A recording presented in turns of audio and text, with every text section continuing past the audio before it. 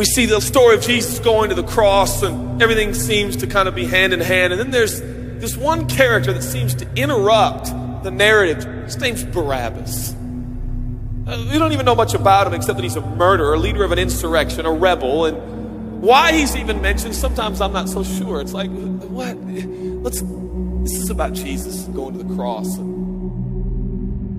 So in this moment, Pilate thinks, I hold the destinies of these two men in my hand. I know the Jews have a tradition that on a holy day, I will release one of the prisoners on death row. Pilate stands on this audacious stage, who now presents Jesus, Son of the living God, versus Barabbas, the thug and rebel. He says, all right, who do you want? This is blasphemy. This has gone too far. There's no comparison. This is a rightful prisoner, a man who should be on death row. He's a rebel against Rome. He leads a rebellion. He murders people. He's a bad man. He's a thug and he's a crook. He deserves the chains and he deserves the crucifixion. Jesus, what has he done but heal, restore, deliver, set free, open blind eyes, open deaf ears, heal the lame and the leper? What has Jesus done? Who do you want? We want Barabbas. Yeah, give us Barabbas.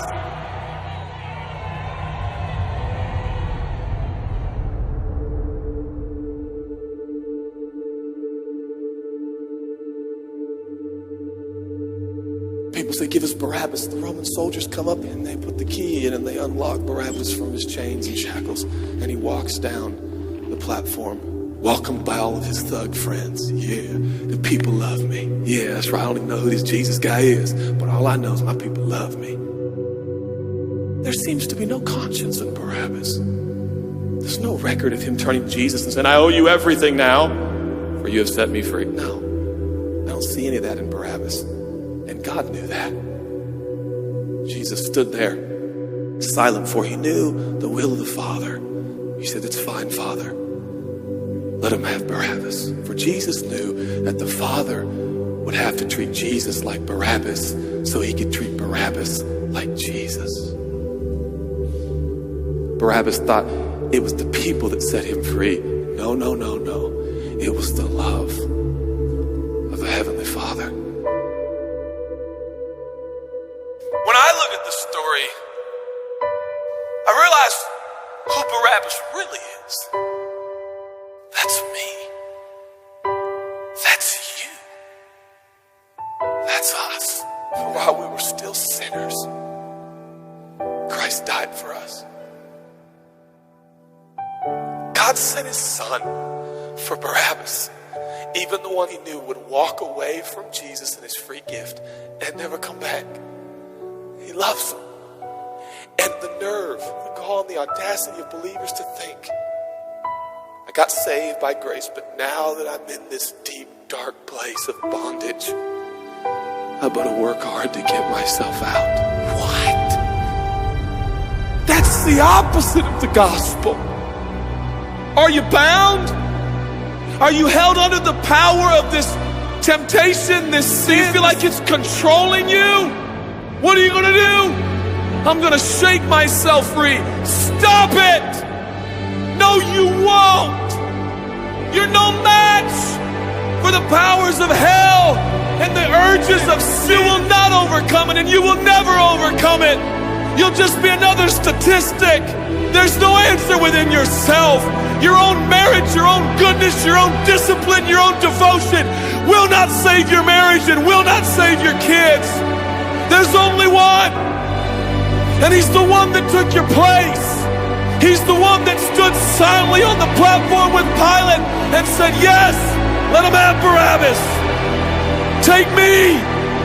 How many times have I stood on that platform with Pilate and Jesus, and I'm the Barabbas, and they start to take my chains off, and I say, no, I deserve this. I deserve the guilt. I deserve the shame. I deserve the consequence. I deserve it. Jesus seems to look at me and say, no, son, Let me have it. Let me have your sin. Let me have your pain. No, God, I did it to myself. I deserve it. My marriage won't make it. This is what I deserve. I deserve divorce. I deserve poverty. I deserve sickness. I deserve it all. No!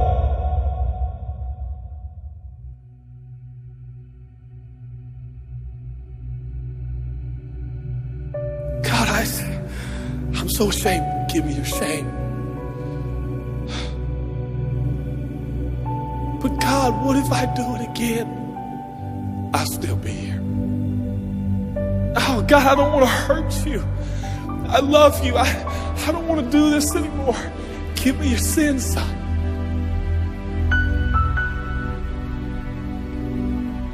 This is all we got.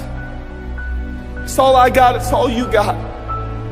We can play games. We can play church games. We can pretend like some people are better than others and that's why they're blessed, or we can all come to the honest conclusion that it's God. And it's God alone. The greatest challenge is not your discipline, your devotion, your focus. Your greatest challenge is believing the gospel. Could it be that there's a God with a love so scandalous, so wide, so deep, so vast, so high, so expansive, so welcoming, so inclusive? Let me have your sin, son. Okay. And I give him my sin. And I stand in this empty space of forgiveness and acceptance while Jesus walks off to the cross that I deserve. I see him walking to the post to be whipped. As I stand a free man, all the attention is turned now. And I feel the love of God saying, go son, live your life. I'll pay the price.